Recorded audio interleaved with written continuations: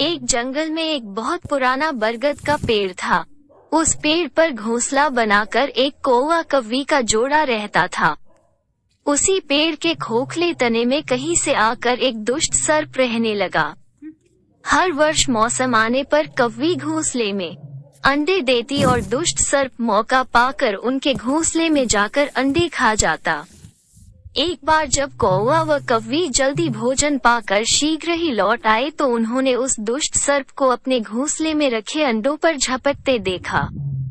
अंडे खाकर सर्प चला गया। कौवे ने कौवी को ढांढस बंधाया, प्रिय हिम्मत रखो, अब हमें शत्रु का पता चल गया है, कुछ उपाय भी सोच लेंगे।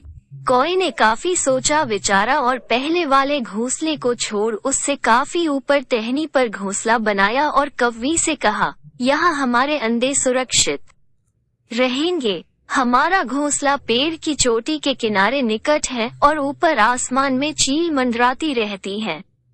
चील सांप की बैरी है। दुष्ट सर्प यहाँ तक आने का साहस नहीं कर पाएगा।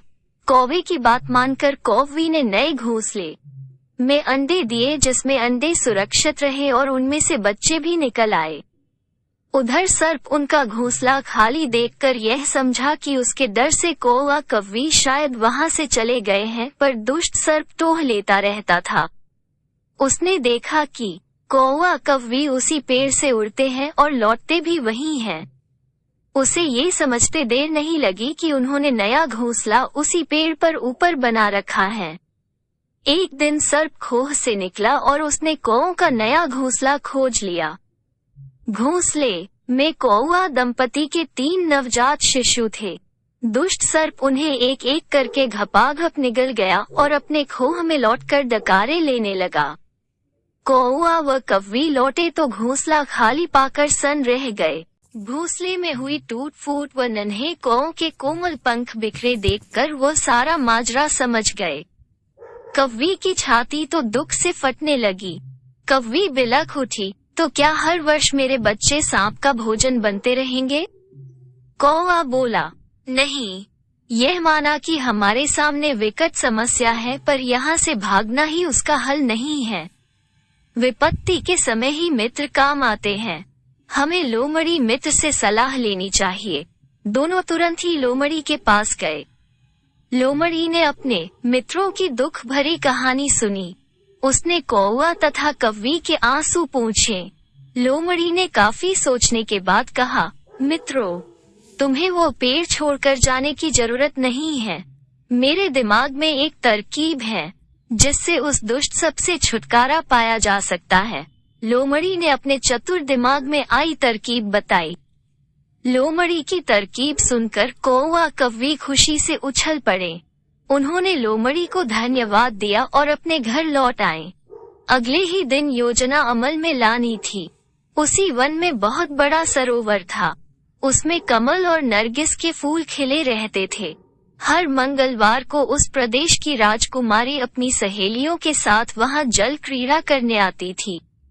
उनके साथ अंगरक्षक तथा सैनिक भी आते थे। इस बार राजकुमारी आई और सरोवर में स्नान करने जल में उतरी तो योजना के अनुसार कौवा उड़ता हुआ वहां आया। उसने सरोवर तट पर राजकुमारी तथा उसकी सहेलियों द्वारा उतार कर रखे गए कपड़ों व आभूषणों पर नजर डाली। कपड़े के ऊपर राजकुमारी का प्रिय हीरे व मोतियों का विलक्षण हार रखा था। कौवी ने राजकुमारी तथा सहेलियों का ध्यान अपनी ओर आकर्षित करने के लिए कांव कांव का शोर मचाया।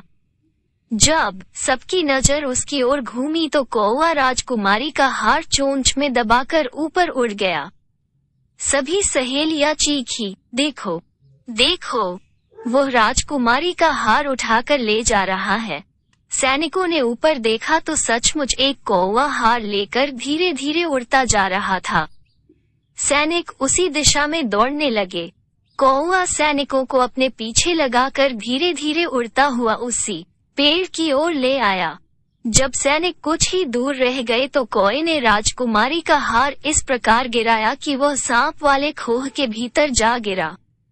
सैनिक दौड़कर खोह के पास पहुंचे। उनके सरदार ने खोह के भीतर झांका। उसने वहां हार और उसके पास में ही एक काले सर्प को कुंडली मारे देखा।